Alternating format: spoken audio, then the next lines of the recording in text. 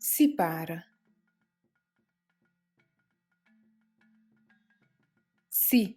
para.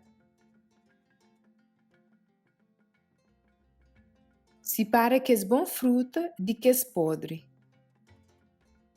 Separa que é bom fruta de que é podre.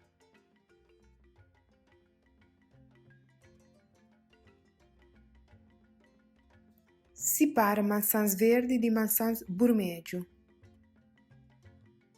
Separa maçãs verdes de maçãs vermelho.